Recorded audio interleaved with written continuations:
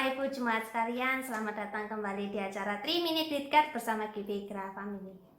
Renungan hari ini berjudul Mukjizat Tuhan, diambil dari Matius 14 ayat 27 yang berbunyi, "Tetapi segera Yesus berkata kepada mereka, 'Tenanglah, aku ini, jangan takut.'"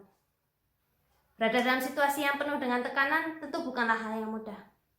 Layaknya seorang atlet yang tengah bertanding dalam sebuah kompetisi, yang harus ia lakukan sejatinya sama saja dengan latihan-latihan yang dia lakukan setiap harinya.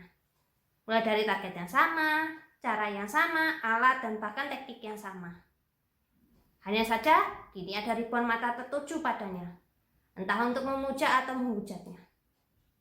Situasi ini tentu membuat emosi dalam diri si atlet itu berkecamuk dan bukan tak mungkin menjadikannya ia gagal fokus untuk mencapai tujuannya. Situasi penuh tekanan seperti ini juga pernah dirasakan oleh salah satu murid Yesus, yaitu Petrus, tapi dalam bentuk yang berbeda. Penyeberangan ke daratan Genesaret bersama para murid yang lainnya berubah menjadi pengalaman yang mencekam ketika perahu mereka diombang-ambingkan oleh angin sakal. Ketika perahu mereka makin terombang-ambing dan kondisi makin mencekam, di saat itulah Yesus menghampiri mereka dan Petrus dengan tanggap meminta Yesus agar dimampukan untuk menghampirinya.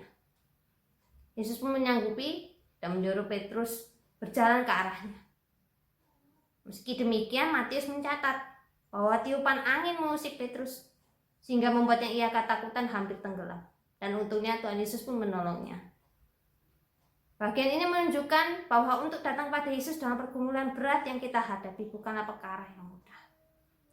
Yesus menghendaki kita untuk datang dan berfokus kepada Dirinya, sebab Ia adalah Allah yang Maha Kuasa.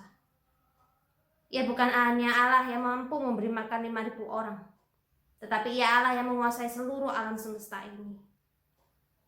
Tantangan dalam kehidupan yang kita hadapi tentu akan membuat kita menjadi bimbang dan ragu, seperti halnya yang dialami Petrus.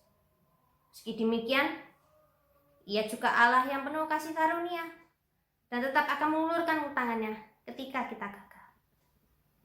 Untuk itu marilah kita terus mengarahkan hati kita kepadanya dalam situasi sesulit apapun, sembari memohon pertolongannya untuk memampukan kita setiap hari. Sekian renungan 3 Minute with God hari ini. Semoga renungan ini bisa menjadi berkat, tidak hanya untuk saudara, tapi orang-orang sekitar Anda. Salam damai, Tuhan Yesus memberkati.